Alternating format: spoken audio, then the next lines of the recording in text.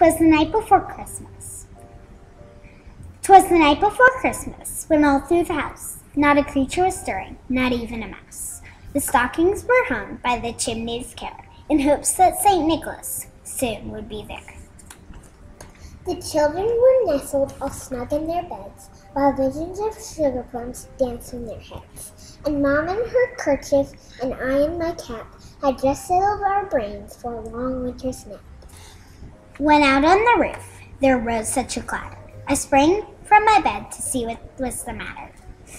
Away to the window I flew like a flash, tore open the shutter, and threw up the sash. The moon on the breast of the new fallen snow gave the luster of midday to objects below, when what to my wondering eyes should appear but a miniature sleigh and 8 tiny reindeer. With the old driver so lively and quick, I knew in a moment it must be St. Nick. More rapid than eagles, his coursers they came. He whistled and shouted and called them by name. Now Dasher, now Dancer, now Prancer and Vixen, on Comet, on Cupid, on Donner and Blitzen, to the top of the porch, to the top of the wall, now dash away, dash away, dash away all. As dry leaves that before the wild hurricane fly, when they meet with an obstacle, mount to the sky. So, up on the housetop, the coursers they flew, with the sleigh full of toys, and St. Nicholas too. And then in a twinkling, I heard on the roof the prancing and pawing of each little hoof. As I drew in my head and was turning around, down the chimney St. Nicholas came with a bound. He was dressed on fur from his head to his foot, and his clothes were tarnished with ashes and soot. As a bundle of toys he had flung on his back, he looked like a peddler just right his pack.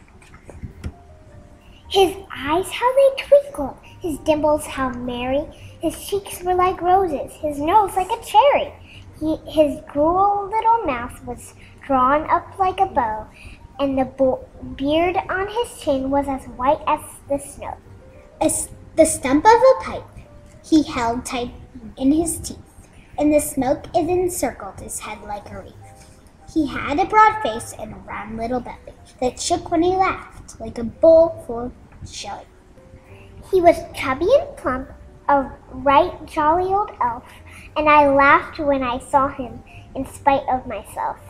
A wink of his eye and a twist of his head soon gave me to know I had nothing to dread.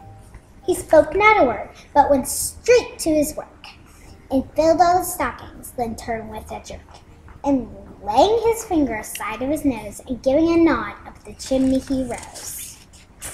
He sprang to his sleigh, to his team gave a whistle, and away they all flew like the down of a thistle.